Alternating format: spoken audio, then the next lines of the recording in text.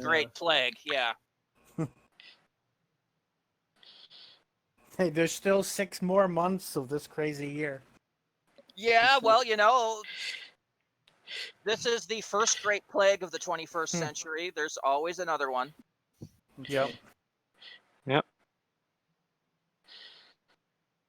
So anyway, getting down to our geek talk, which we have a fuck ton of. Matt, get the timer ready to go because we're gonna have to keep this to a minimum. Sure, as soon as my system stops chugging all of a sudden. Like, I just had 15 seconds of silence there. Oh, Jesus. Oh. All right. Well, you're not the only one that can run a timer. I'm still gonna make sure that I'm double checking things. I have my task manager up at this point because I'm like, okay, I'm gonna find out what's doing this and kill it. Yeah, it's Matt's system, so it's probably trying to ninja an update. Probably. Yeah, the worst I'm seeing is that Google Chrome is open. You know what? Fine. We're just gonna completely close it, and I'll reopen it later if closing it doesn't help anything. There. How's them apples?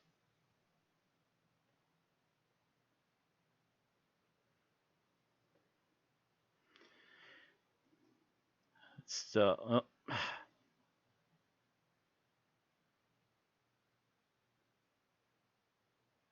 I hate my freaking I'll look computer. and I'll notice I've got news articles that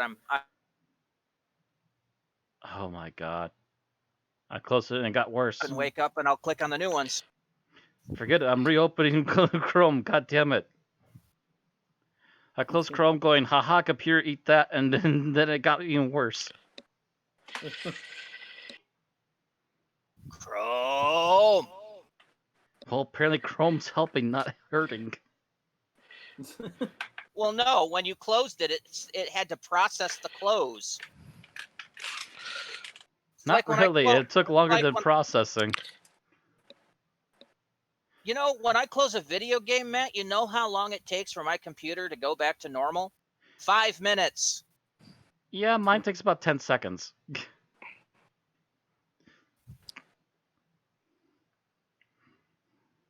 Chrome reopened. There. All right. Stopwatch. Close this. And first topic is the Flash. Oh, god damn it.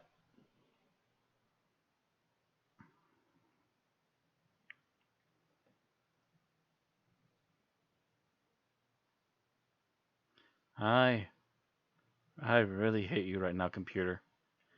I know it's not Chrome. I know it's something you're doing in the background. I know it. Yeah, go ahead. Go ahead, but don't expect to be heard all the way through at this rate. God damn it. Fuck! All right, Matt, what's happening? It keeps choking. There, I've got the stopwatch started now. Let me reset. Bedtime! All right. 3, 2, 1, go. Okay, the latter half of the Flash season 6, I covered pre-crisis. Post-crisis, it kind of really kicks into the big bad for the season, and it actually feels like the first half of a new season, in some ways that Supergirl did as well.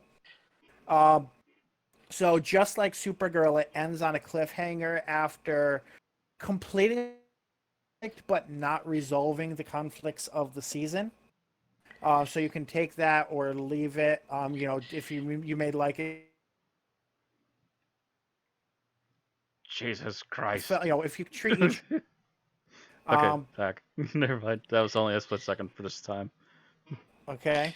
So yeah, the major issue is with a new Mirror Master and kind of slowly revealing that she's not just a victim of something that happened, but there's actually more to it, as well as the ongoing start of the season and some other conflicts.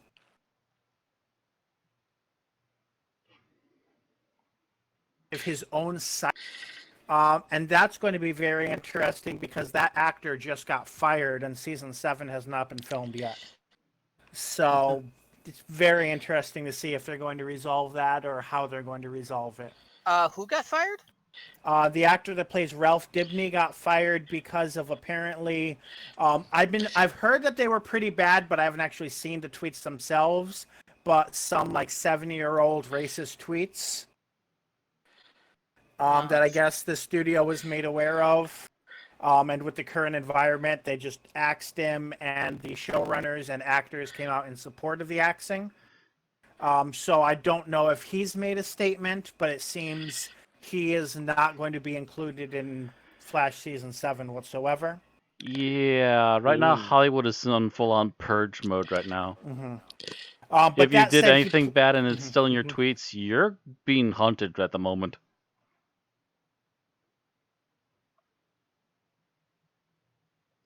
And that's where it froze.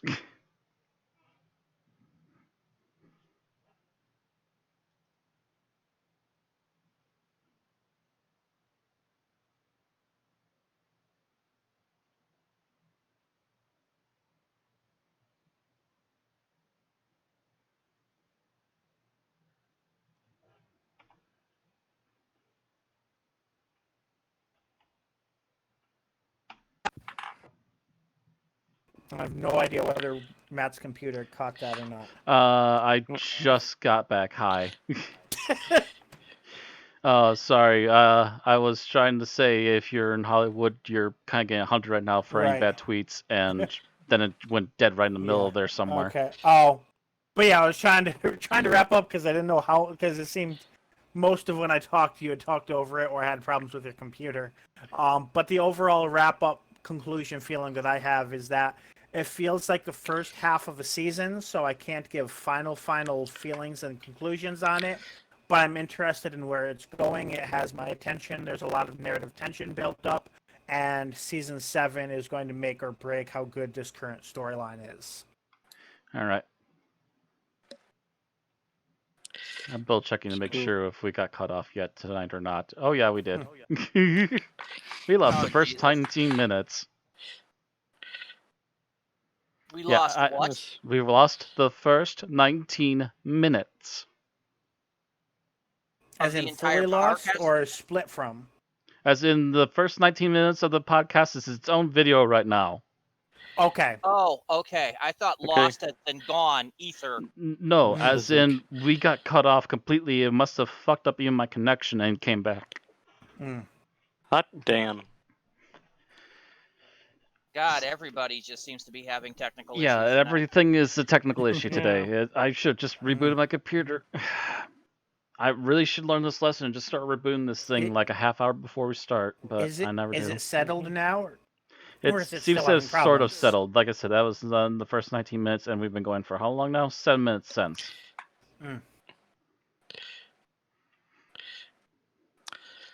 In other words, it's his computer's bypassing like a Christmas tree, so don't give it too many bumps.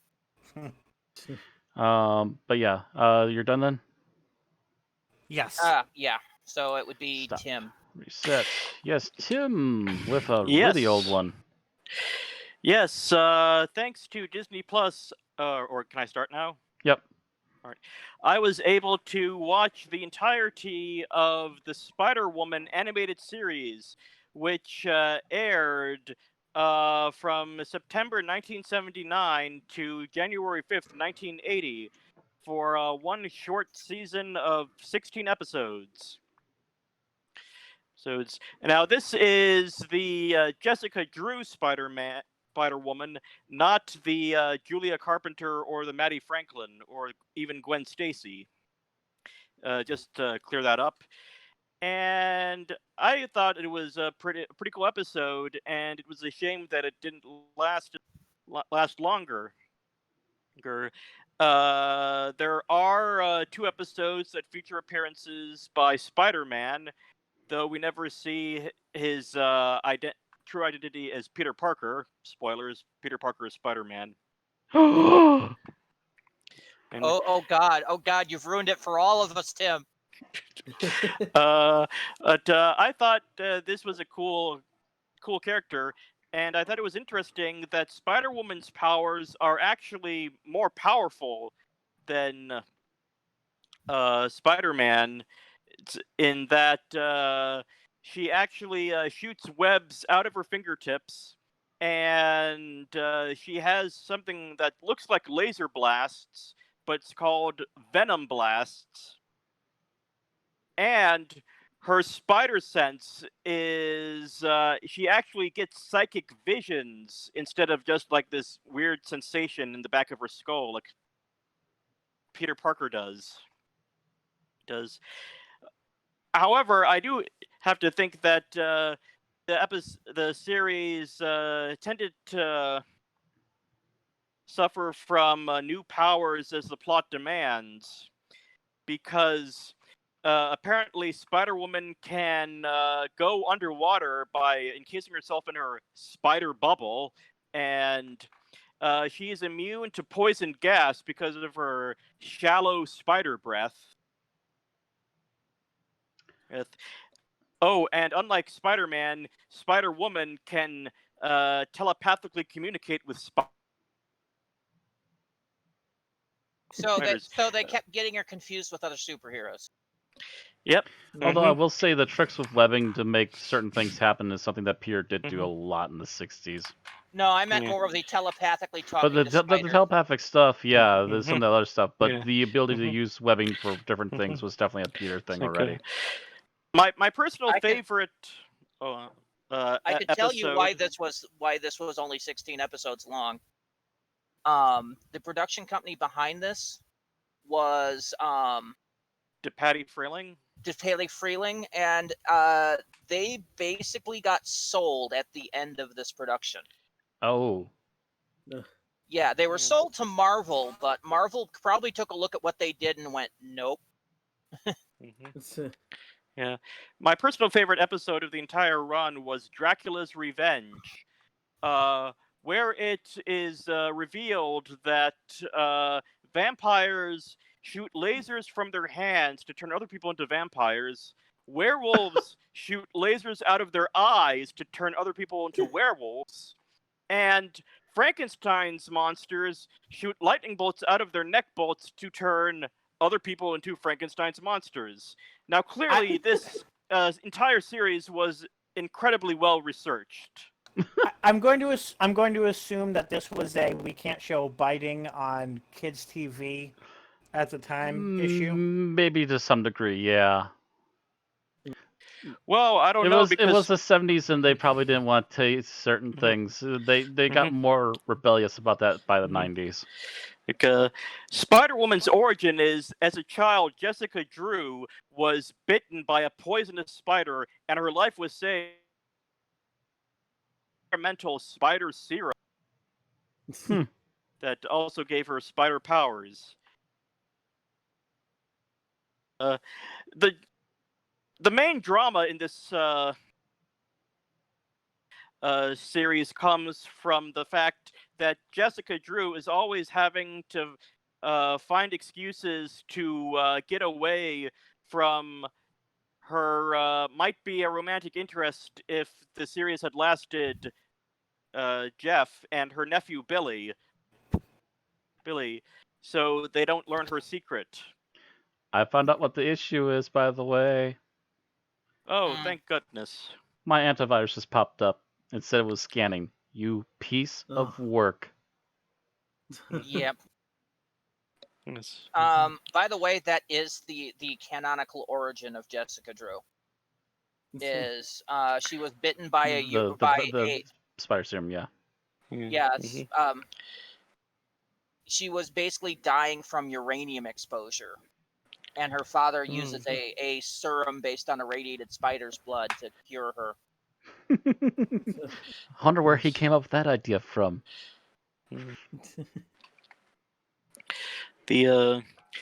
But So whenever Jessica Drew is threatened or enraged, she turns into Spider-Woman. No, sorry, wrong character.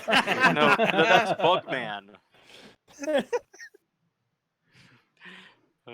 Hulk, me think you get screwy background.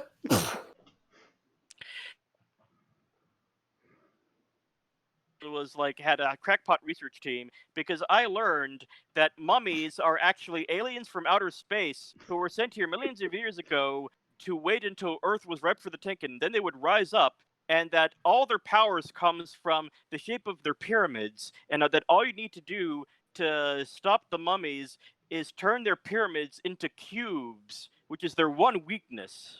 I'm not Tim, saying I space would- aliens, but I'm Okay, saying this space sounds like a- aliens. This sounds like a I- Doctor Who plot.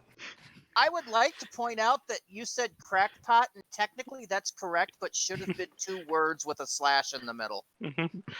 A crack and pot. Yes.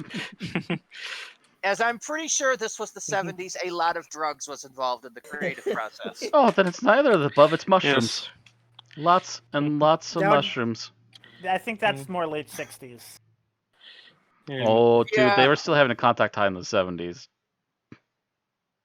Team going out in the desert and having some hard hits of peyote and then making them Yeah, they were still in contact high in the 70s, dude. There's no denying that. Just look at Yes. Tokusatsu, like Kamen Rider. They're still high in the 70s.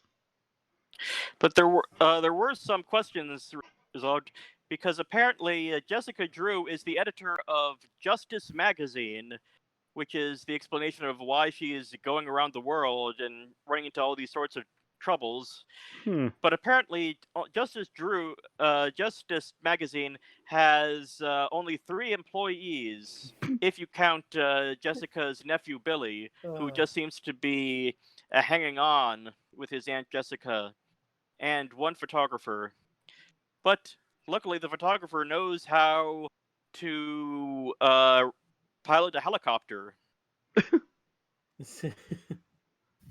They were multitaskers back then. And yeah, that was Yes. completely made up for the series, as most of her run in the comics, she was involved with S.H.I.E.L.D. Mm-hmm. Yeah, I'm pretty sure most of her time in the actual comics, she was staying in New York like everybody else. Unless they happened to be on the West Coast. No, she was going to wherever Hydra was. But she really gets around in this series. She goes from Egypt to London to Transylvania to Washington, D.C. to San Francisco to Mount Rushmore. All right. But all in all, I'd give this episode a thumbs up and check it out. Oh, wow, It yeah, we does- rambled on this one, sorry. Yeah. Yeah. I was about to point that out, yeah. Yeah. It was a fun romp, though, yeah. I remember fun. seeing a few episodes when I was a kid, and it's a crazy, interesting show. Alright, so up next is Todd Browning's production of Freaks. Oh, we're not doing Birds of Prey first? Yeah, first Oh, it wait. would be Oh. Somehow you know what? I think I closed that tab because I was trying to look for it again and it screwed up and I lost it. Wah, wah, wah. Prey 2020. Okay, so while you're pulling that up, I'll start talking. Yeah, go ahead and start. So yes, Harley Quinn and the Birds of Prey, as it was renamed after they put a shitty long ass name on things and drove it off. In terms of the title, I'll talk about that first because this is one sticking point that people have been arguing about. At no point in the movie is Harley Quinn referred to as a member of the Birds of Prey. There is a team at a certain point in the movie named the Birds of Prey. Harley Quinn is not a member of it. So if you're a purist, you can calm down. That said, I watched this movie kind of keeping the thought as to how it related to Suicide Squad or didn't. Eventually, I really quickly gave up on this because all the similarities that I picked up were things that are common in pretty much every action movie. By which I mean the first half of the movie had a lot of moments that could have been music videos. But with the exception of one scene that seems to be a dream sequence, they weren't like unusual or jarring compared to what you'd normally expect from an action movie. They did pick up some of the exposition from Suicide Squad, but it was almost at the time the connection I immediately made was to Pulp Fiction, but I know this is not where this comes from. and it's actually not the same thing at all.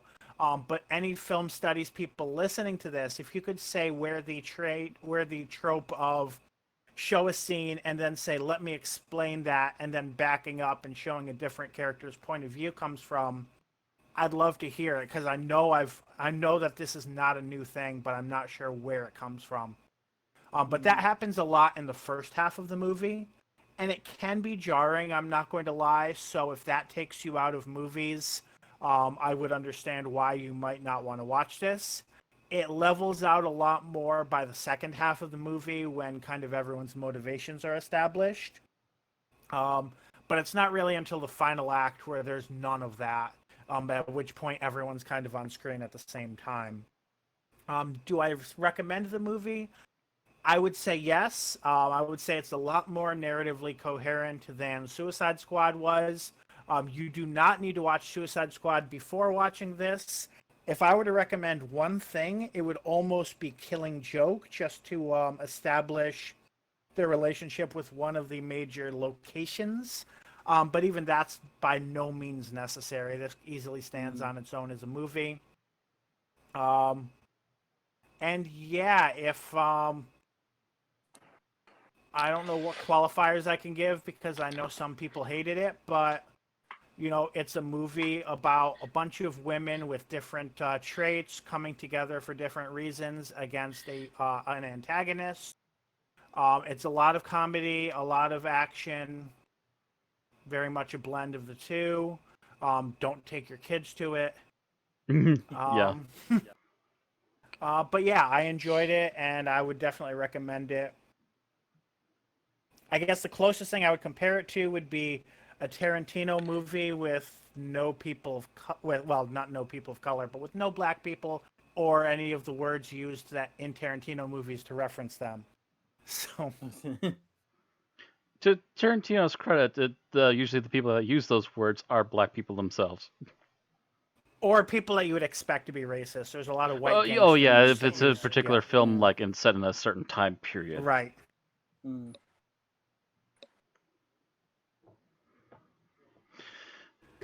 But yeah. But yeah, I highly enjoyed it. I've it was I've it was heard a mixed bag. I've Mhm. heard people that really like it, people who are Mhm. really mediocre to it, and other people who are really annoyed by it for certain things. Honestly, except unless the whole like going back and explaining things takes you out of movies, I think most people got out of the movie whatever they brought with them. I know a lot of people went into the movie expecting to hate it for different reasons, and those people, I don't think it ever changed their minds. Everybody I've talked to that went in with an open mind enjoyed the movie, and I really liked it. I found it funny and entertaining. I know one group in particular. I think they were more annoyed they haven't actually officially reviewed the movie because they didn't go to see it, but they were annoyed because they wanted to see it and then they found out what the rating was and they suddenly realized that their, I think it was like 13-year-old daughter can't go see it and she's a big Harley Quinn Yeah, fan. I mean, the Thankfully, Red Band they went, yes, we're not doing this. So, the Red Band trailer for this movie showed a bag of Coke getting blown up, Harley Quinn inhaling, going into Euphoria, and kicking everybody's ass. If that doesn't tell you not to bring your 13-year-old to it, I don't know what will. Yeah, I don't think their daughter saw the Red Band trailer, but the parents probably did and went, no. Yeah. This is not like this. I guess that's another thing I could kind of compare this to is Deadpool, but they may take one or two cues from Deadpool, but it's otherwise the main similarity is it's a comic book movie that's funny, but you don't take your fucking kids to. Mm-hmm. Like I was one of the people who, like, when I brought this up on Geek Talk when I saw it, is the trailers make this movie look worse than it actually is. Like, I went in, the trailers made me like, I'll give it a shot because I gave Suicide Squad a shot, and then I actually came out of it enjoying it. So I was like, God, whoever the hell put those trailers together. I Yeah, hope they got trailer fired. makers have been awful lately, to be Okay. honest. I didn't have any problems with the trailers. One thing that people noticed from people talked about when the trailers came out was, I don't know this. I don't think this applies to anyone in this group, but for any people who are frustrated about how action scenes often do not feature things that women in combat would actually be concerned about. It's directed by a woman, and there are women that clearly know how to fight acting in it, so it's a little more centered on that, but that's not a major aspect of the movie by any means either. Mm. Mm. Alrighty. Are we good? Oh, I just realized we still have a stopwatch. Oh yeah, Yeah. we're at 6 minutes. We need to stop. All right. Yeah, if you thought Spider-Woman was old, our next one will be That'll amazing. challenge the old factor. Now we Mm. move on Yeah. to freaks. Yeah. I said this before we started, but it was funny because I just used a GIF of the Google Gobble One of Us bit from this movie, Google, and then was like, Google. you know what? I've never watched it, so fuck it. I rented it on YouTube, and it's weird because this movie is generally it's hard to really judge this movie objectively just because this movie got cut to absolute hell after the fact. Like it's like full release maybe once, and then they recut it, and then they released it again, and then they cut it and then released it again. So the actual end product is only about an hour instead of like an hour and a half or however long Admittedly, it a lot of actually movies at was. the time released as only about an hour. True, but yeah, like I remember it coming up on a podcast I was watching that yeah, this movie was after the fact like cut to absolute hell. So like only people in the 30s will have ever seen the full thing. I also and also you compare like how like monocle popping some people will be about movies nowadays. You look at something like that. I remember it coming up once that apparently some woman who saw the original cut of Freaks apparently tried to sue MGM because she claimed that it gave her a miscarriage. And I'm like, I fucking doubt it, but okay. I don't know. um, Someone blamed a oh, what was his name? Boris Karloff, not Boris Karloff. The makeup guy, the man with a thousand faces. I can't think of his name now. Lon Lon Chaney. Chaney. Someone blamed the Lon Chaney movie for making them into a serial killer, and that movie's now lost to time thanks to one asshole. Things were weird yeah, back then. yeah. But yeah, generally it's interesting watching this because I know if there was literally anyone else directing this other than Todd Browning, it probably would have been that the quote unquote freaks in the movie would have been outright villains, but it's the flip. Possibly. So instead, you're actually supposed to sympathize with these people. Mm-hmm. And it's these two conventionally attractive people who are the villains, because basically the plot is that this person with I think I remember my dad saying that there's probably a different term for this. It's not necessarily dwarfism, but generally someone who basically looks like a real life hobbit. Essentially, is like the best comparison I have. So all the limbs are actually, Yeah, there's like some sort of two more thing technical with the term rest to of it, the but body. that's the general Yeah, term for it.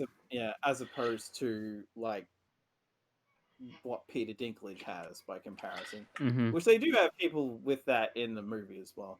But like this one guy, this one character it turns out that he's inherited a fortune. So this trapeze artist and the strongman are basically trying to um, get the woman with him so they can get married so she can get the money. And they figure it out and everything goes to shit for the two villains. So you're actually supposed to give a shit when they get their comeuppance at the end. And it would be interesting to see a longer version of this movie, but with what we have, it works fine enough. Um, it's very dialogue heavy. I think it's a lot of just people sitting around or standing around and talking. There's not like when you get to the end and they get their revenge, it gets more actiony. But otherwise, yeah, it's basically just a bunch of people at talking, and that you don't see any of the 4.5 minutes. circus acts. But yeah, I would recommend giving it a watch just for what it is. Really, like it's such a unique movie that it's worth seeing. So moving on from that. Yeah, I'll add really quick. We got like 10 seconds left. That I have heard a lot about the movie. I've been wanting to see it for a long while. I have yet to find a copy for myself. So Yeah, like here's hoping that there if might be actually a full cut out there somewhere. oh, you Not never holding my know. breath, sadly, It's but yeah, we'll see. yeah. It's that old that unless Todd Browning hadn't managed to keep one, and maybe his estate Yeah, I would has have to more look than into it. somewhere. Anyway, So anyway, moving on Kirby. from that to yeah, Kirby Star Allies, which is not really much to say about this. There's a lot. It's just a standard Kirby game compared to certain other Kirby games that have come out that have more stylization to them compared to this. I beat it in I beat it over a week, but you could probably beat it in like a couple of days if you really wanted to. Um, I think this is the first Kirby game of this type that I've beaten. It was generally like I wanted to get through it because it was short. Um, but yeah, it's very fun. At one point, you get to a certain point, and it's like, hey, where'd the like all of a sudden it feels like a Square Enix game invaded. It's just like, what the hell? What's all this Kirby does actually do weird dark imagery stuff? side stuff like that once in a while. Mm. And like the villain you fight at the end is just like, oh, okay, this is a thing we're doing now. Um, but yeah, I would say, if you like Kirby games and you just want something, even just to like play on the side, that's very simple and cute and all this, it's worth giving a shot. You can actually play with up to 4 people, I think. So like one person controlling Kirby and That 3 won't other surprise me. characters. Nintendo, they're infamous for split screen or shared screen stuff like that. Yeah. Yeah, I'd say it's worth a shot so long as you're into the Kirby franchise, really. Or if you've never played a Kirby game before, this is standard enough a Kirby game that it would be a decent jumping on point.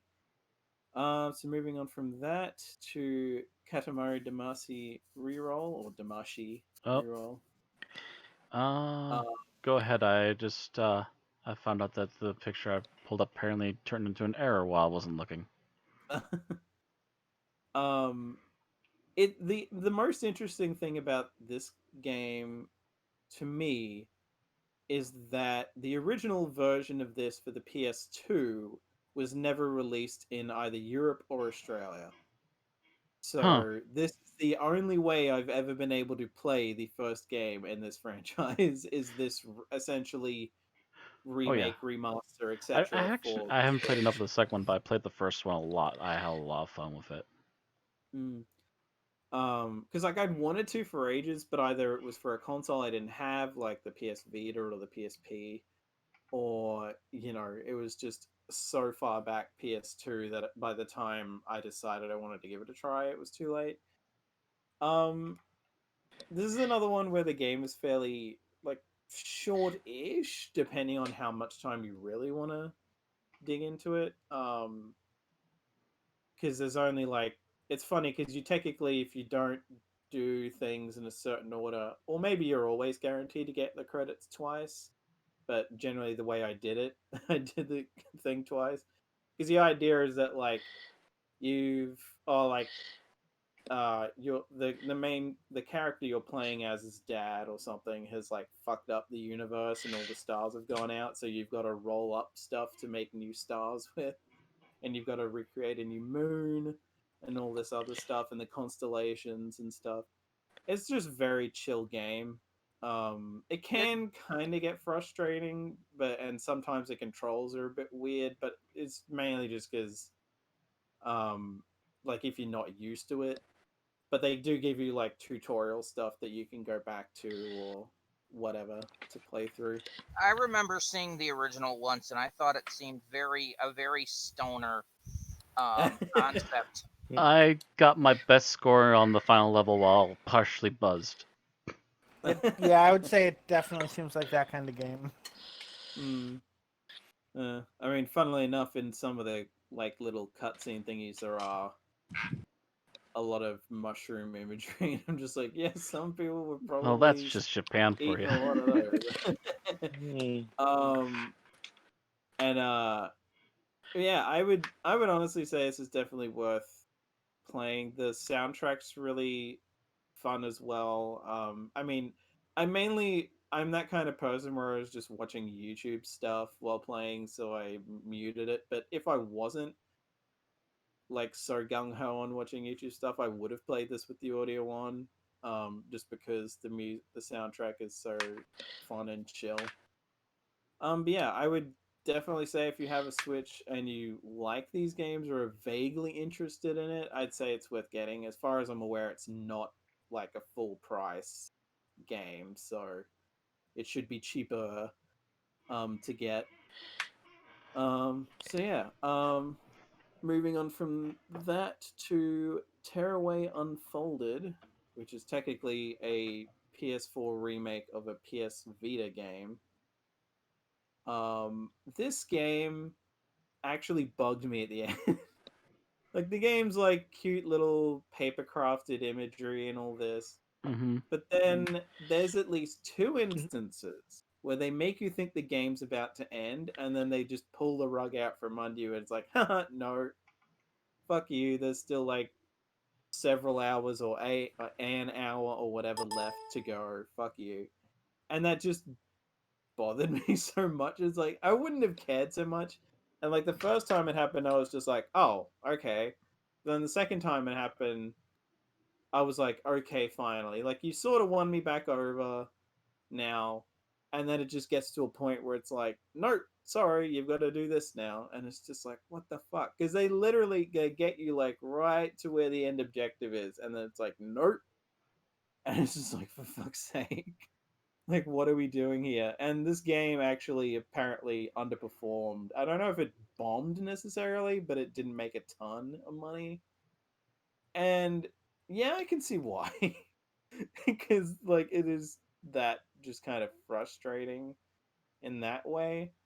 I mean, like, yeah, again, the visuals are cute. You can, like, customize your little character, and all that. And, like, you can mess with the world. And they keep going on about, oh, there's, like, you can, if you have a PlayStation 4 camera and a mic, you can do stuff with that as well, something which I didn't give a shit about. And I also don't have a camera for the PS4, and I probably never will. But yeah, it was just like, and like they keep pushing that, and it's just like I don't care, just no. But yeah, like I would say if you can get it cheap, like I did, it's worth maybe checking out because you might enjoy it more than I did. But just know ahead of time that they're gonna kind of troll you a little, and you'll get a certain way, and they'll fuck you up. Some things just annoy me because like sometimes the game, like I was just kind of crap at certain bits of the game, so that was like just on me.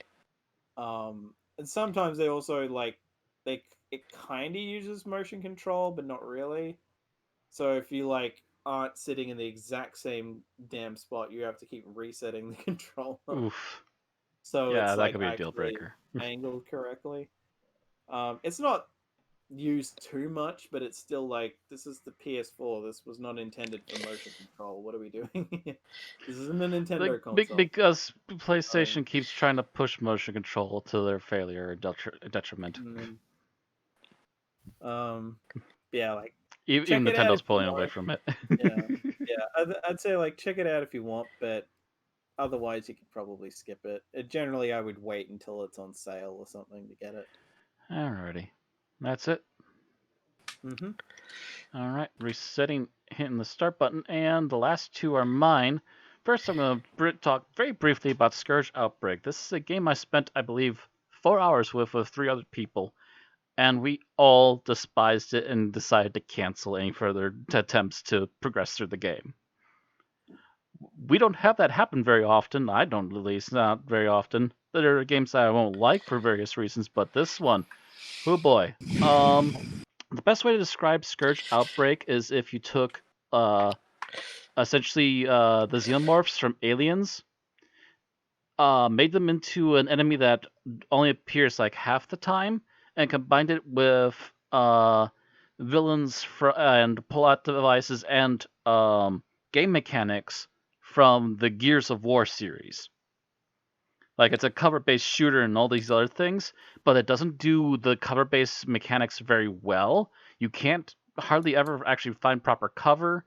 You're supposed to have like these superhuman abilities to like make little force fields temporarily and stuff, but they very seldom actually work as effective as you want them to. The weapons feel like they are barely doing any damage to half the things you're shooting at, unless it's a rocket launcher or you're up close in melee range and using a shotgun. And even then, you have to get so close that they're going to hit you before you even get the shotgun out to blow them away. It's a really clunky, poorly designed game, and there's a reason why, despite porting to, I believe, Xbox and PC, it apparently didn't sell well enough for any kind of sequel, despite borrowing ideas from a very popular series.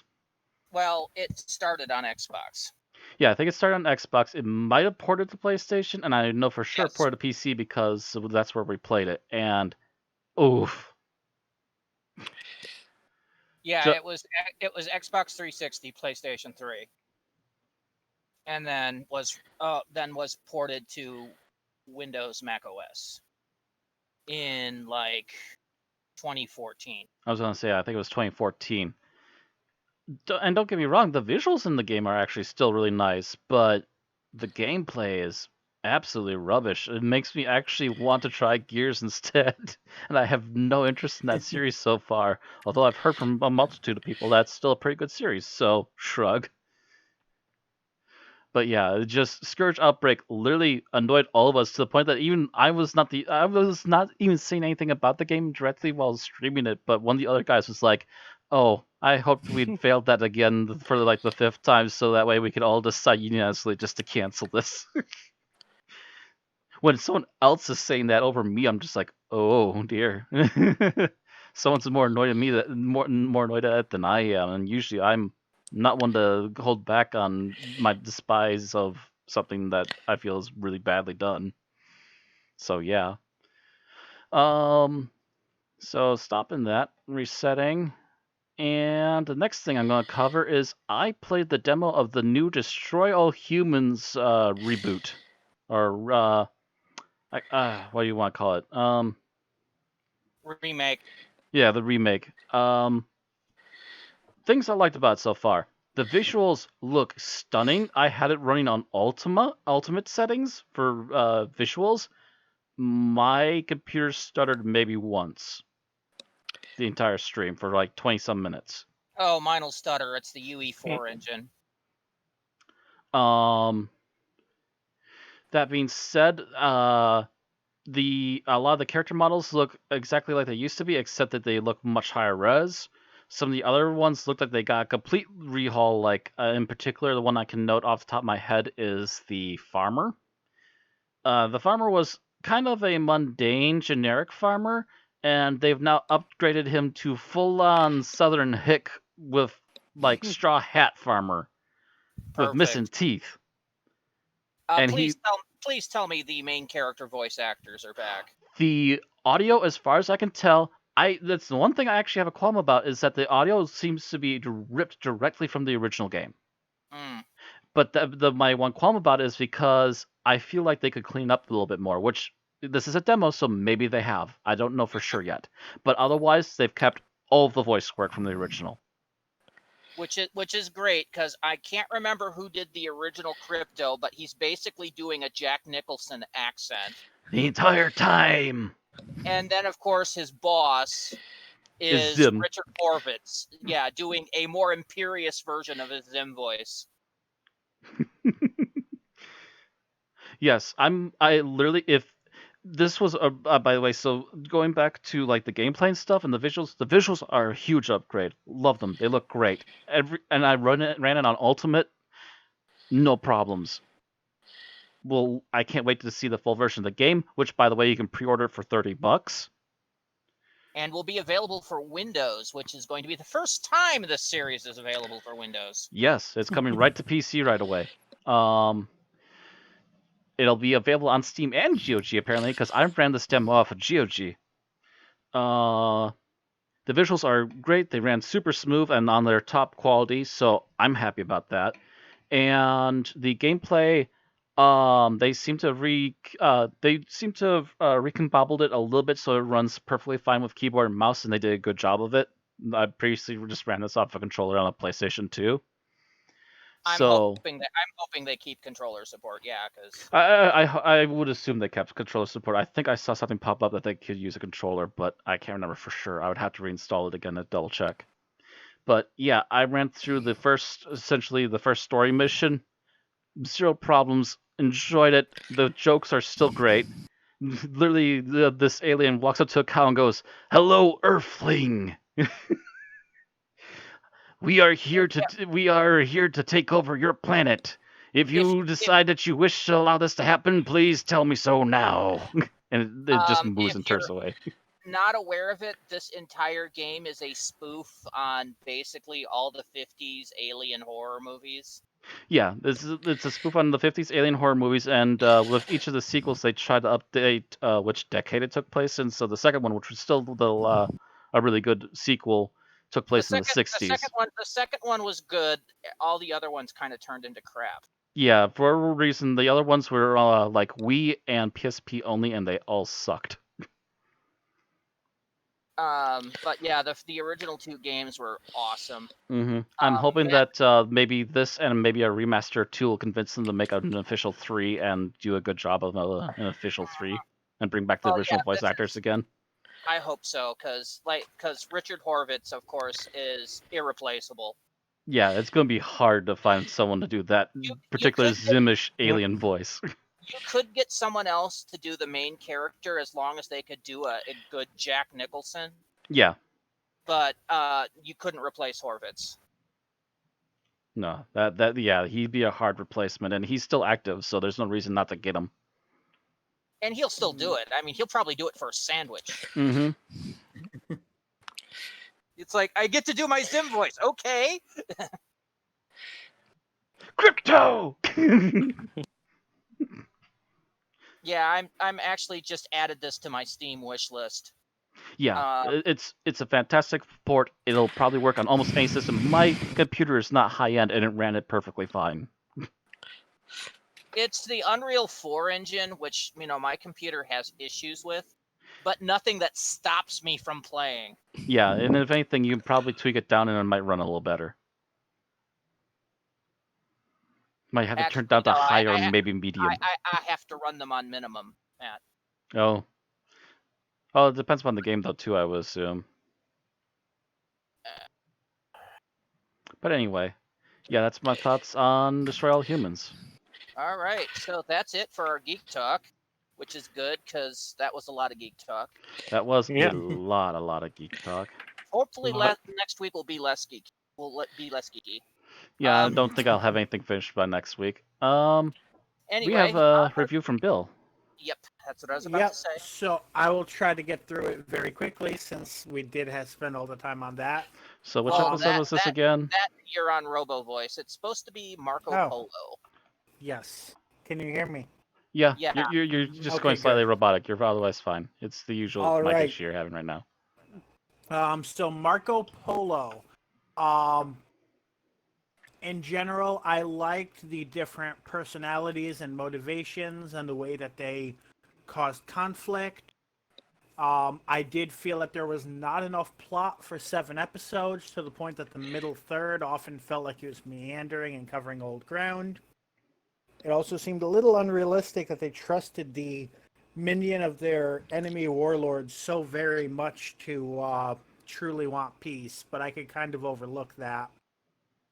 And certain scenes were definitely hurt by the lack of visuals. There were a few action scenes at pivotal moments that we couldn't really see. And I know that I know that other members of this panel have deducted points because of that, so I will also hold that against it. And I'm probably going to say, barring finding the episode or reproducing it, that will be a 3 out of 5. All right. All right. I just have to remember where we reviewed this. I think it was. It was during the run of all Yeah. Telesnap episodes. So about a year ago. Here we go. And you said how much, Bill? 3.0 out of 5. Okay. Yeah, that's gonna put it. I didn't look at the other ratings, but I'm guessing that's pretty close to standard. It upped the average by 0.1. Ah. So yeah, you're about on the pulse. Yeah, it jumped it from a 2.5 to a 2.6. Oh. And again, a lot of that is based on the lack of visuals. The lack of visuals really hurt this one in particular. So that will jump this episode from its previous spot at a abysmal 311 to 309. Not a big jump. Such a big change. That tiny rung up the ladder. Here we go. Now, It's a long ladder. When they make Marco Polo animated, we'll have to go back to this. There's always hope for this to eventually get an upgrade. Well, apparently they seem to be determined to go through the entire back library of missing episodes and make animated versions of all of them. Yeah. They seem to be at least devoted to that much, and they seem to decide who their main animator is going to be now, so they can actually focus on what they want to do for order. I mean, I feel like this and like this will probably be like one of the last ones they do, just because of how many episodes. But I don't know about last, but because it's still relatively popular, but probably towards the middle, and they'll work it on like on the side or something while they get main ones done. Because I almost wonder if they're waiting to do Dalek's master plan until they've done like everything else, so it could be like, okay, put all of our resources into this because it's the longest story.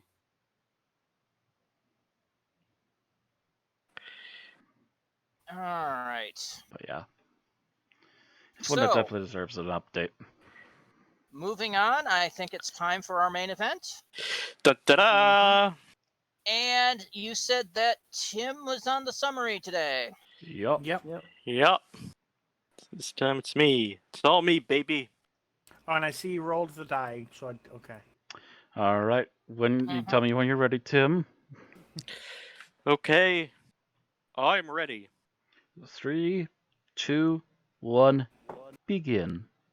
So the Doctor, Vicky, Ian, and Barbara land on a place where there's a museum of space, but they realize that everything they do leaves no impression. They don't leave footprints in the sand. If they break a glass, the glass automatically fixes itself. And they keep running into the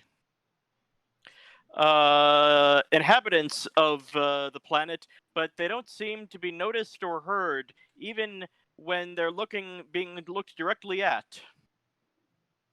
In order to get to the bottom of this mystery, the four adventurers explore a building that they saw on the TARDIS scanner, and they find out that it is indeed a space museum of different ships, beings, machines, aliens, and even they even find a Dalek casing.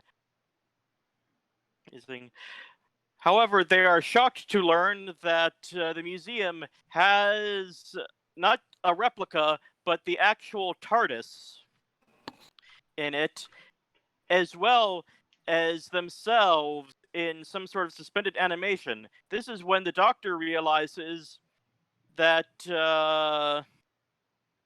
they are outside of the dimension of time and have arrived at this planet before they actually arrived at this planet, and they are seeing a glimpse of their future. So they decide to try to change their fate by wandering around aimlessly, getting lost and separated, and they meet two factions. One is the bad guys who are all in white, and the good guys who are all in black.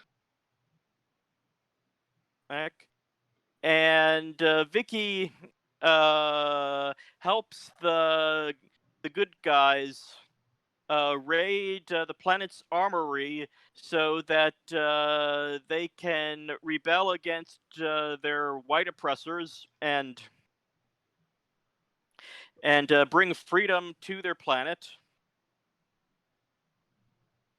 And it, which changes the fate of the four adventurers, the Doctor Who and his companions, and they end up not being permanent exhibits in this space museum, and they go on their merry way. But the stinger at the end is that a Dalek has been watching them, and the Daleks are after them again. The end. Wow. Okay. Tim, you did it Yes? in 2 minutes, 59 seconds. Ooh. Wow. Right on the dot before 3 minutes. Like, Okay, literally, it's a 59.45. I believe I covered most of the bases. Yeah. Mm. Plot summary abridged. Yeah. All right. So, what did we like about the cereal? And Matt, you are first. Oh, what do I like about the cereal? It's crunchy and tasty in milk. Part of this balanced breakfast. Yes. Oh gosh, I'm trying to find an image and trying to think of a really good general thing overall right at the same time. I'll go that I liked a lot of the set design. They obviously played it a little bit safe on this one. They kept it mostly indoors, but they still periodically went outside, and they did their darndest to do some really interesting stuff when they went outside, including specifically apparently making sets where you couldn't like shift the floor of the set because they are what appears to be sand. I'm going to assume is foam. Is that what they're standing on at one point? And they can't actually make footprints, even though they're sitting on this lumpy, sandy-looking material. They refer to it as dust, but it's not. I don't know if it's entirely clear why the floor is so dusty. Unless it's just like where the museum is. I think it's supposed to be like it's supposed to like a dust or ash or something that's been covered over the ground that doesn't actually appear there. I think it was supposed to stress how little traffic there was. I think it was partially that, and I think it was partially they kind of commented through the aliens on the second episode that the outside environment tends to be pretty harsh. So maybe just things getting dematerialized out there. At one point, I just told myself it was moon dust and ignore the fact that this is not explicitly said on the moon. Yeah, essentially, I just assume it to be essentially more or less the plant's version of sand. Yeah, like and it was supposed to be a sort of a sandy material, but it's like it doesn't shift underneath foot until until like the second episode when they finally add footprints later. Yeah, they talk in the first episode about stuff looking like it's eroding, and like the Doctor being like, "Oh, I haven't seen this level of erosion before," or something. So it's probably something to relate. Yeah, it's for whatever reason the outside environment is pretty harsh and causes whatever that sandy substance is. Mm-hmm. I'm going to even go a little further with Matt on this. I like the way that how they had limited sets to do inside the museum. They managed to redress them really well. Mm-hmm. So that it never looked like the same room twice, even though it was the same room. Yeah, it was probably the same room, but they redressed them so well that you could hide the fact that it's obviously, very, very obviously the same room. It's only looking at it from a critical eye, you're like, oh, it's the same room, but they did these nice little details here or there. That's the same glass case they stole the gun from, but if you look at it, there's something else in there now. Yep, stuff like that. It's Mm. that's the same corridor that just came down, but they added new things into the hall, so it doesn't look exactly the same anymore. And if you think about it, a building built like this would have very similar same corridors. Yeah. Yeah. Just the exhibits would be different. Mm-hmm. Because it is, in fact, a museum. Yep. And lots of museums have rooms that look identical. I've gotten lost in them before. Oh, me too. Yes. Actually, I've never so been lost you in a pulled a Marcus museum. Brody? You got lost in a museum? I think I got lost in the Elvium once before they renamed it and remodeled it. I don't think I've ever been lost in a museum, and I've been in several when I was younger. I think I might have been lost in the Natural History Museum downtown once too, but that was my first trip there. I've been to the Milwaukee Natural History Museum, I want to say at least 3 times in my life already. I've been there once, but we're digressing. Yeah, anyway. Museum trips aside. Nice, obvious, but not bad set work. Thomas? I generally liked the idea of, and we've already covered one thing where it was like, oh, something with the TARDIS malfunctioned and that's why this happened, but compared to Planet of the Giants, I kind of liked how this was like, oh, the TARDIS fucked up, so now we're doing this, but it's like I almost just think of that MST3K thing of like space is warp and time is bendable. It's just like all this fucking weird time dilation shit going on. Yeah. But That because would the have been TARDIS perfect now that you accepted- mentioned it. God damn it. Space is We've warp been and doing time this is for how bendable. many years? We've been doing this how many years and we haven't used that clip yet? I think I might have Has it actually used it once, Has it probably. just been too obvious? Like I said, I think I might have used it once, but it would have been good go-to anyway. Yeah, it's kind of funny because it feels like if Old Who hadn't beaten them to it, I could almost have seen this being a thing at some point in New Who. The idea of like, and I generally like the idea that like, hey, yeah, we're selling the idea that this TARDIS is older, like even by TARDIS standards, that it's like it's kind of wonky. It's a wonky model, needs a little bit of repair job. Yeah, so like something actually fucking up and leading to something that happens in a story is like actually kind of nice. Although really becomes a repetitive plot point eventually. Yeah, that's why they started to start getting away from that after a while.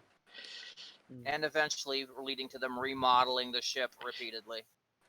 How many times has that console been rebuilt now? I don't know, ask the Doctor. He's probably rebuilt it more times than we've seen.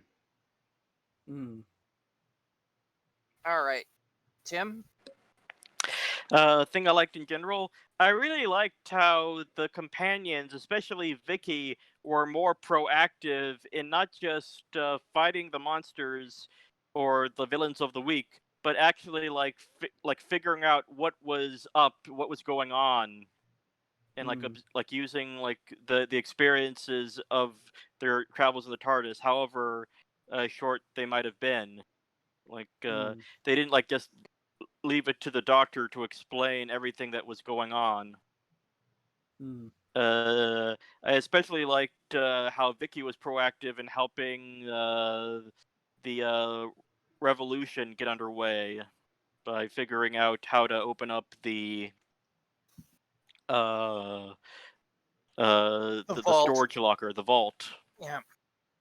The armory vault. Yep. All right. Bill? So I like episodes that fucks with the nature of time travel and things of that nature. I especially like the premise of the first episode to the point where I had actually convinced myself that like they spent 3 episodes dealing with the issues of the first episode and only like 1 of the everything else. And then I rewatched it and I was like, oh, that's not what my memory said. So it's a good thing I rewatched it. It would have been nicer to do a 2 and 2, but yeah. Yeah.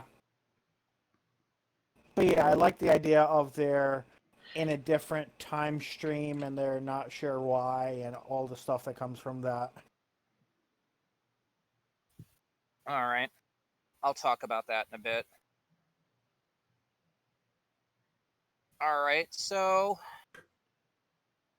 yeah, we talked about sets. Talked about concepts, characters. I really don't have much more to say in general. I tacked on to Matt about the sets, but yeah. Yeah. By the way, the local natives are Zerons and the invaders are Moroks. Oh. I had That's to look up their amazing. Wikipedia on the episode. Levers and Octoroks. Got it. Yeah. All right. Samouflage. What we disliked about the episode, Matt.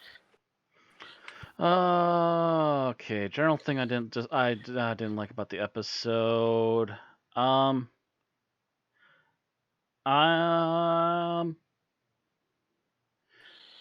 to think.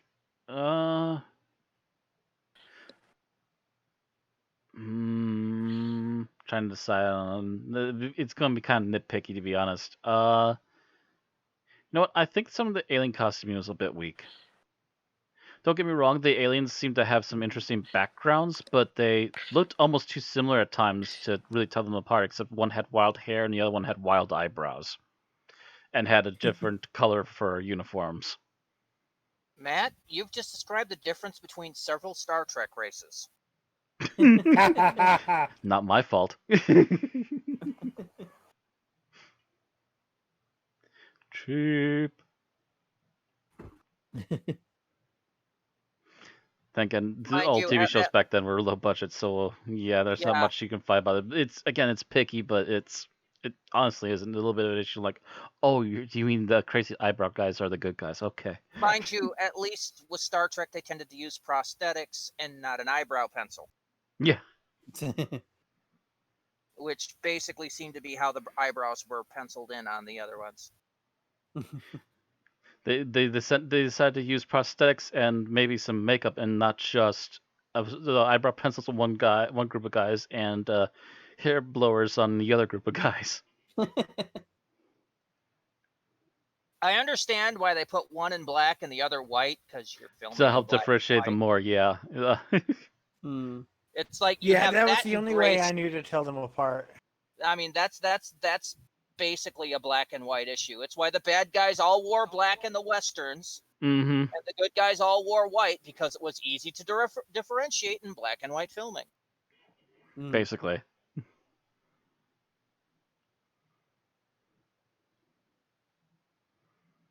All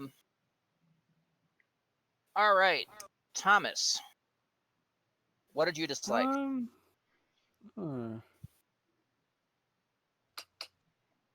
Let's see.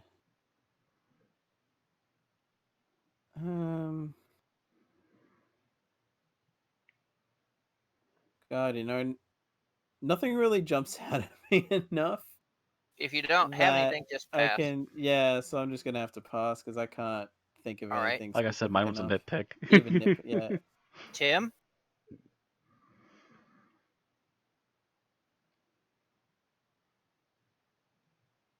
Tim? Randy to Planet Tim. Sorry, I accidentally muted my mic. Oh, okay. I was gonna say, make sure you're not muted. Okay. You know, when all was said and done, the whole suppression of one race by another was kind of very too neatly done, as well as like the subsequent overthrow of the oppressors was a bit like too like wrapped up and packaged.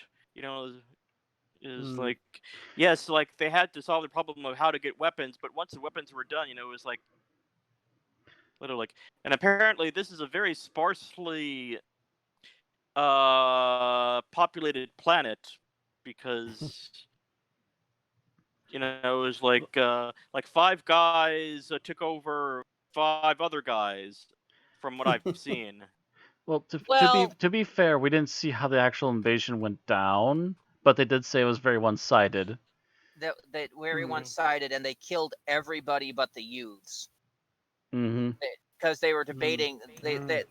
The headquarters basically had set out and reported that it was a mistake to spare the youths. So Mm. instead, they should have just wiped out the whole race. So wonderful people, by the way. Yeah. Yes, that's beautiful. Well, of Anything course, else? as soon as they're giving these orders, they immediately lose all their weapons to them. Mm-hmm. All right, Bill. So I'm hesitant to say this because there's a good chance this is going to be one of those Bill missed an important scene moments. We'll but I correct you if feel you're like- wrong. But it seems to me that they never adequately explained how the events of episode 1 came to happen in context of the larger episode. And I feel like that's something that I would have liked to see, and that they It's- definitely would they- have It's covered in the they- last modern- episode. The very end of episode 4, the doctor comes out of the TARDIS pulling out the cylinder and says, "Oh yes, see, this was the cause of the whole issue." Well, you know that thing Okay, sometimes yeah. when you turn on lights and they fail to come on for a few seconds? Yeah, the same thing happened here. It just Like, eventually so- clicked in, and then How everything does that advanced for us. explain anything? So I'm gonna say my point stands in that they semi-explained it, but not It was adequately hand-wavy, in I'll the give you that. context It of was- the large. Yeah. It's So very hand wavy. And I feel like modern Doctor Who writers would have actually had the foresight and the hindsight as well of 60 years of Doctor Who to look at this and say, well, Here's how we're correct they it. should do something in the last 5 or 10 minutes to make sure that episode 1 happens to give themselves the motivation to fix the problem.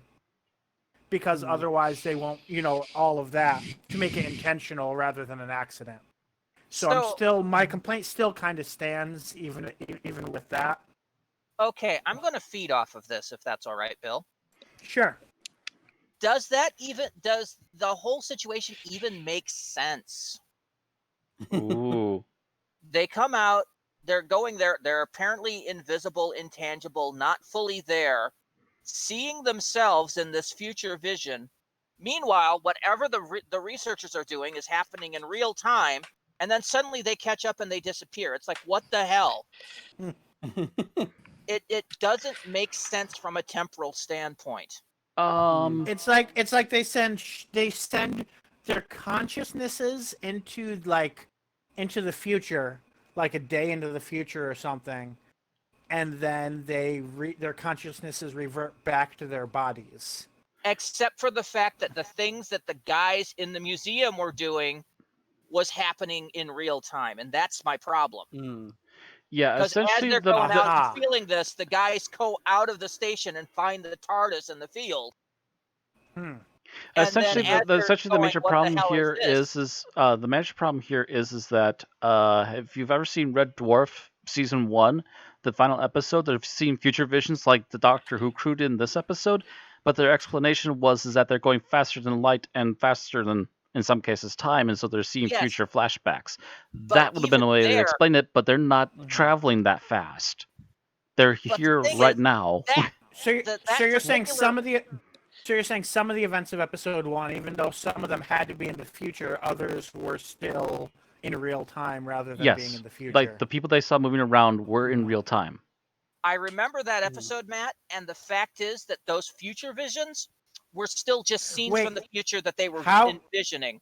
How do you know that if we couldn't hear what they were saying? Because that's how the things happen. Because remember those two guys that went out the door at the beginning, Bill? The two guys that the TARDIS crew members see come out those doors at the museum. I remember them seeing some people and then not trying to being take seen cover by them. Yeah, I remember it. Because Bill, 5 minutes later into the episode, the TARDIS crew catches up, but they're inside the museum. Meanwhile, those two guys that left the museum found the TARDIS and then see the footprints. Yes, as the Got footprints you. fade in. Okay. That's actually Yeah. my entire issue with it right there. Mm-hmm. Mhm. Is those two things should not be congruent. Yeah, those two Right. things under normal circumstances, like they were at that point, should not be happening. But I would even add a further problem to this, Mhm. which is the fact that they see their future selves as already affecting the future. Yeah, it's kind of like if they had this happening where they were seeing things but everything was frozen. Mhm. You know, there were people there but they weren't doing anything, and they see themselves in this, and then the vision disappears and people start moving. I could have dealt with that. Yeah, that'd still be a little bit iffy, but it still would make a little bit more Right. sense, just a smidge. Yes. Or if they Mhm. saw people and people were moving backwards, like they were flowing back. Oh yeah, if they're like flowing yeah. backwards, that would make a lot more So, sense. so in either of those cases, I think it stands what I said, where I think even if they wouldn't have come with a perfect explanation, I think modern Doctor Who writers would have had at least a more sophisticated explanation that they could have. Those discussions would have come up in the writers' room, and I think they would have done something to be more consistent. Yeah, Mhm. they But would it have come was- up with an idea that would have been more believable. All right. So my nitpick on this serial: is this the wussiest rebellion ever? Yeah. Hi, we're the Revolution. Oh, can you help us? No, we can't help you. Why? Because we need guns. Well, why don't you go in and get guns? Oh, we can't. I mean, seriously. And literally, it takes a teenage girl to Yeah. walk up and go, "Oh, this is just a logic puzzle." Re-logics the machine that they need a logic, and immediately walks in and goes, "Here's your pistols." Mhm. Well, you Yeah. did say they only left the teenagers, so Yeah, Well, well, apparently their kids weren't very bright. apparently they left the emo teenagers. Well, that's why the black outfits. that's why they're all dressed in black. I'm now seeing them all as the emo kids from South Park. You know, the emo So trio. somewhere in one of their hidden bases, you just hear echoing out the corridor, "Crawling in my skin." No, you just see them in the corner smoking. Oh, you mean the goth kids? The goth kids, yes. Uh, The ones that people keep saying are the emo kids. We're not emo, we're goth. Yeah. Yeah. Either way. Yep. Mhm. Life is pain, man. Yeah, if you listen to them, they're both actually. But yeah. Yeah, the technically they're goth and emos. All right. Gimo. So, favorite scene. Oh, favorite scene. This is probably stealing somebody's. I almost guarantee it. The Doctor poking his head out of the Dalek. Oh yeah, you're stealing everybody's. yeah. I am the That's master. one of the. And you know, this Uh, it's one of those examples of the scene where the Doctor laughing makes sense. Because yes, he just outsmarted people, so he's fun. He's good to take fun with that. So yeah, the fact that he just did that had a little fun with the Dalek. Yeah, he's in a good mood. He's in a And good then mood. He yeah. outsmarted everybody. He got to use his enemy as a disguise, and he's having a laugh at it. Which And he which walks out the episode door was and that in? promptly- Because I didn't. That I was didn't see episode that during 2. my rewatch. It was episode 2. Okay. It's episode Yeah. 2, like right in the middle, like later half of Yeah. it. Deuce. Then he walks Yeah. out the door and promptly gets captured. Yep, because he's laughing too hard, and he lured the other group. Yep. Although again, that's another proof on how ineffective their rebellion was. They can't even keep an old man captured. Well, neither to side be could keep an old man fair, captured. it Admittedly, the is, second group was able to at least put him the on an Doctor. ice for a little bit. Literally. I was All right, frozen today. There you go, Matt. That would have worked for an Oh, old that man. would work too. Dang it. Yeah, true. All right. Has anyone Thomas, ever proposed Christopher Lloyd as an American doctor? yes, it's been talked about. That would be It great. basically would have been Doc Brown as a Time Lord. Yeah, it'd be amazing. Anyway. Anyway, Thomas, your favorite No. scene. I guess another one that I thought was effective was, I guess, still relating to the Dalek casing on display, like when they first find it and the doctor's like, "Oh shit. Oh, thank God, it's not it's not active." And it's just like, that thing of like Vicky just being like, "The hell's that?" and the other three being like, "It's a fucking Dalek, don't touch it." You know, going back to Matt's scene for a moment, it would have been great if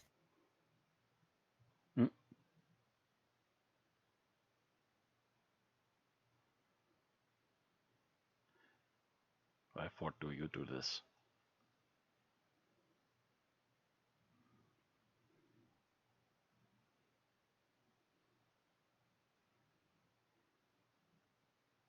Sorry, hopefully the computer isn't completely bombing out right now. Can't tell for sure until later.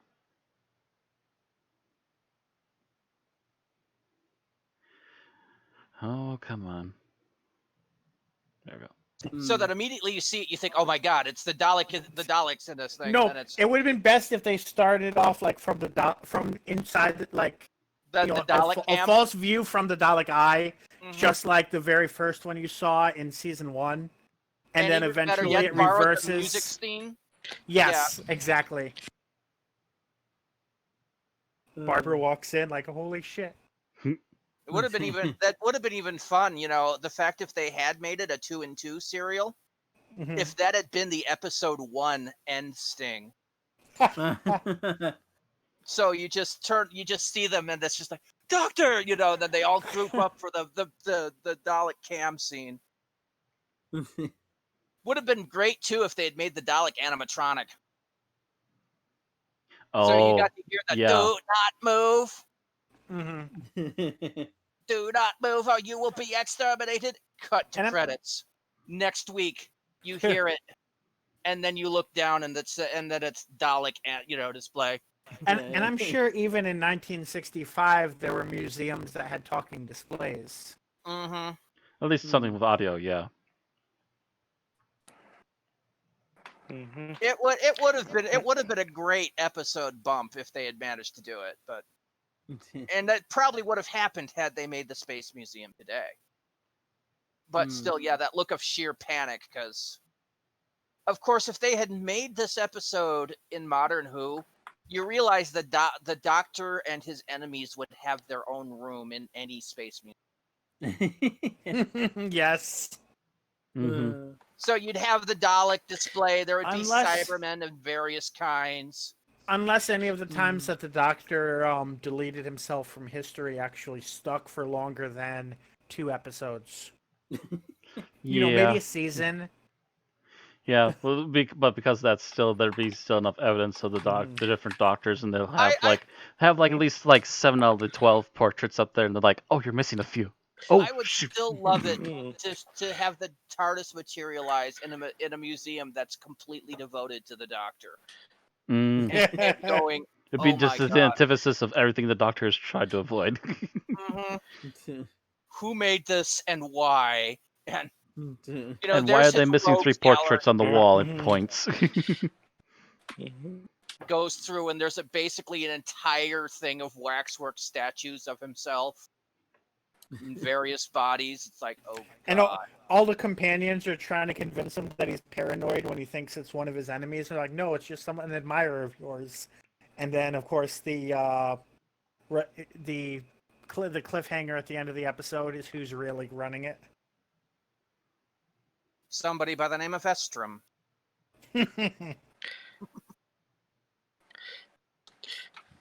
Or Zodam.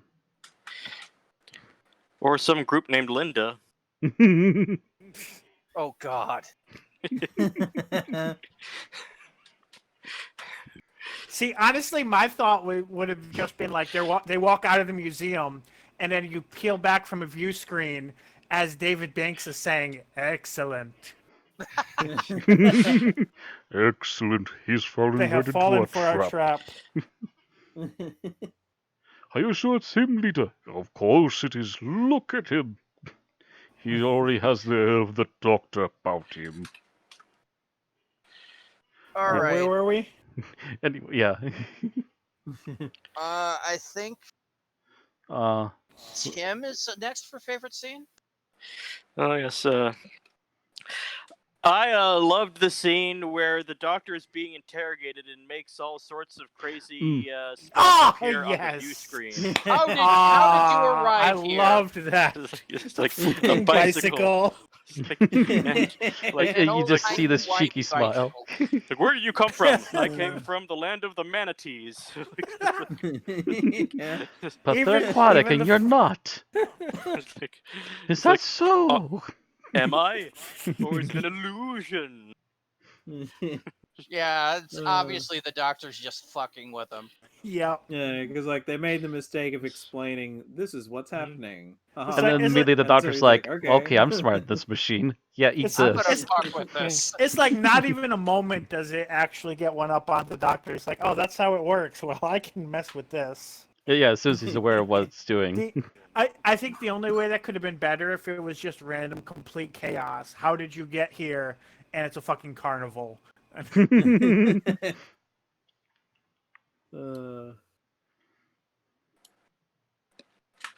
How did you get here? 2 drink minimum. Oh, Where are your friends now? The moon. now I'm mentally seeing how somebody would try to do that to Rick Sanchez from Rick and Morty. Oh, would it just be pictures of booze instead? Oh no, it would be how many obscene gestures he could put on. Oh, Yeah. yeah. How many actually, insults is possible? Yeah. Every variant of some sort of insult.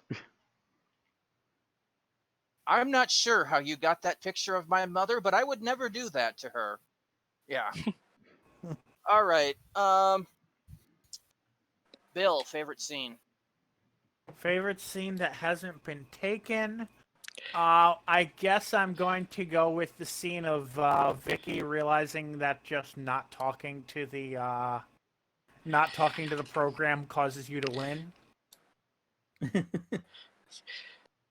Yep. The only way to win is not to play. Very strange game. Would you like to play another? How about chess? Good on you, Matt.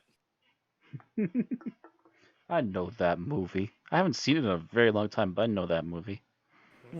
War Games. Yup. I think I have a make copy of it. I make references to it all the time. Haven't seen it in about 10 years. Oh god, dude, it's been longer for me. I must have been like 5 the last time I saw it. No, I occasionally catch it on like HBO or something. But yeah. Yeah, anywho. That was Tim's. So it's So, Randy's. Bill. No, that was me. Okay, so my So favorite Randy's scene. next. Gotta think of a favorite scene that hasn't been stolen. That's tough. Yeah, it's a short story, and we've taken a lot of good scenes. Mm-hmm. I think it's the Doctor, basically, not he's hidden in the Dalek, but the fact that they have him unconscious, and he's up, and you can see the fact that he's not unconscious because his eye opens up and looks at them. You see him poke an eye open and look kind of in their direction as he's listening to them. And then quickly closes again as they go to check on him. Just like, oh, he's up to something. Become And back hogtied. And then it leads the payoff to Matt's scene. Yeah. All right, least favorite scene, Matt. Oh, never underestimate the Doctor. Least favorite scene. Just the comical ineptitude of these so-called invaders as Ian manhandles 2 of them by himself and steals their weapon. Well, actually, first hides behind a TARDIS, then steals their weapon. All right. How are these guys invaders again? Just completely They're not undermined. the invaders. They're freaking Yeah, administrators for the museum from the race of invaders after, decades of... Yeah, but they're all supposed to be like keeping an eye on the local populace, and they're not apparently doing a good job of any of these things above. Every time you say invaders, I have a flash of Zim as an I know. administrator of the museum. I know. So do I. I'm imagining this being run by Urkins. And I the, am admin- administrator of this and the administrator himself being like a tallest. Yeah. Trust me, it would be even less competent. You made the museum showings worse or better. And welcome to the Hall of Snacks. Yeah. Okay. All right. Thomas. Oh, let's see.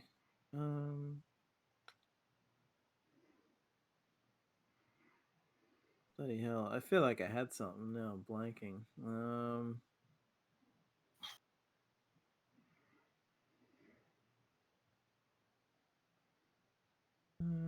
Matt, Jeopardy theme. Yeah. God, yeah. I'm just gonna have to pass because I'm blanking. All right, Tim. Least favorite scene. Oh boy, least favorite scene. Okay. I really didn't like the scene where the doctor, not the doctor, Ian, Barbara, and Vicky are talking about like arguing about whether doing something is a bad idea versus not doing anything is a bad idea, and there just seems to be like polar of negativity of. Oh, the It's part like, where Ian's getting all tense and snappy. yes. Mm. Because both sides are indecisive So, as to what they want or should be doing. doing, and it's like, and when the characters are indecisive, it just like brings the entire story to a grinding halt. So that's I don't think that's very good writing at that moment. I don't know. I mean, it can be. I just don't think it was handled that well. Yeah, it was not handled very well in that particular instance. People getting snappy and then having a calm down, have some dip moment is fine. Because I've seen that in a panic situation, in a pinch. But yeah, it just wasn't dealt with because he goes immediately back to being snappy. Yeah. Like, yeah, I'm sorry I'm being snappy. And then she says something, and then he immediately snaps at her. I'm like, seriously? God damn it, Ian. All right, Well, Bill. someone had to be snappy and take the doctor's place because the doctor's actually giddy in this episode. So this is extremely nitpicky because I couldn't actually come up with a scene that I just straight up disliked. But this one moment was just like, really? When the doctor is going on about, well, theoretically, they could have museums in space. And I always thought maybe I would see one. And I'm like, come on. like it's not like bad, but it's just like corny as hell and overdone. Yeah, it was. It was a little too much. All right. So my least favorite scene is the three of them arguing for a minute and a half on how to rip apart a cardigan sweater. Yep. Especially when Ian has a knife in his pocket. You see him attack the damn thing with his teeth. Yes, I'm trying to find a picture of it. I can't. It's like, yeah. Barbara's just like, do you have He's like, do you have a knife or whatever? It's like specific kind of knife or whatever. And he's like, oh yeah. And it's like immediately pulls one out. It's like, yeah, so why didn't you use that? Yeah, I'm like sitting here going, dumb.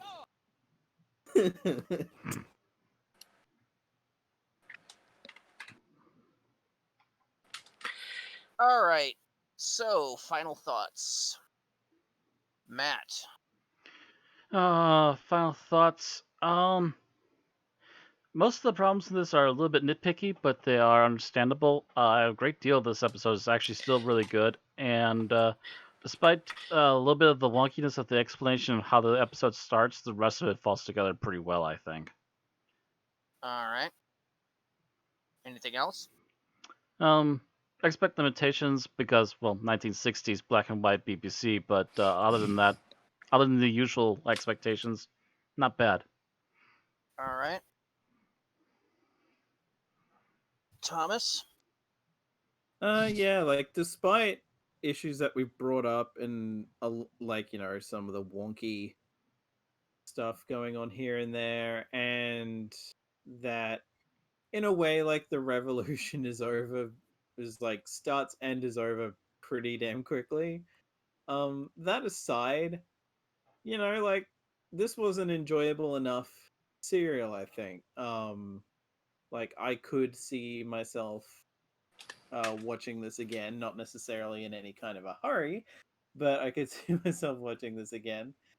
The acting is fairly solid, and there isn't many flubs. I mean, I think even Hartnell himself only has like one very noticeable He one. staggers over fluorescent in the first episode. That was the one I And know. that's the Yeah. only one. Yeah. If he had any others, they were like minor enough that it's just like he stumbled for like A half brief a second. and Yeah. like, yeah. So I feel like I would recommend this. I mean, the acting's good enough that a lot of it's one of those ones where even though it doesn't necessarily go into great, it's good enough that if you're not really thinking too hard about it, you can let a lot of stuff slide and just enjoy yourself. All right, Tim. I thought this was not an extraordinary episode, but a very, very good one. Solid, well written for the most part. Good premise. The Doctor and the companions were in top form. Also, since no one mentioned it, we should mention that one of the revolutionaries, Tor, was played by Jeremy Bulloch, Oh. who most people would know as the original Boba Fett. No. I didn't realize that actually. Yeah, I he usually am good comes at back looking for the that third shit up. Doctor later on. I didn't recognize that either. Mhm. Yes, he was the one who had sort of not a romance, but like chemistry with Vicky. Mm-hmm. Yeah, their leader. Yeah, Yeah. good eye, good eye. Yeah, like I was looking at the credits, and I noticed the name Jeremy Bulloch, and like, is that the name that's same? And I looked him up on IMDb, and according to Lo and IMDb, behold. it's the same person. So- Apparently he was also Hal in The Time Warrior. Yeah. In the Yep. Yeah, he was Yeah. in That- the that's third what Doctor I episode. knew. Mhm. Yeah, one That of the That I big knew, nails. yeah. Mhm. Yeah. So that means Jeremy Bulloch is two goals short of a hat trick. Well, no, he's one. He hasn't been in Star Trek yet. Oh, yeah. I mean, one. He's 2 out of 3. One goal. 2 out of 3. Hmm. 3. And let's hope he makes it. I always root for people to do that. He's retired now, so probably not. Oh well. Sadly, yeah. Unless he's a background character or Yeah. something. So is Captain Picard, and then Yep. But overall, like this episode didn't have too many problems with it, so it was okay in my book. All right. Bill. So looking at this episode, I actually think it helps to demonstrate how the benefit of constantly switching producers and script editors is beneficial for Doctor Who, because this is part of a string of comedic or semi-comedic episodes, which I don't know if they would have been able to start off Doctor Who in general, but they're a real fresh of breath air when you look at them in the context of following after season 1. And I think that the contrast, especially with the Dalek there, it really makes it very obvious, that contrast, because you had two Dalek episodes during the Whittaker era, and then this is the first time a Dalek appears during the Spooner script editor era. And it's a very different tone episode, and of course it's leading into The Chase, which is also a very different toned Dalek episode compared to the prior ones. But it helps to, having those differences helps to make Doctor Who what it would go on to become, and all of the variety we come to expect from the show. That said, this is an enjoyable episode, and I actually think this could be one that could have gone longer than 4 episodes, particularly with some of the temporal mechanics that we've talked about. I don't know if it actually would have been any better if it did go long.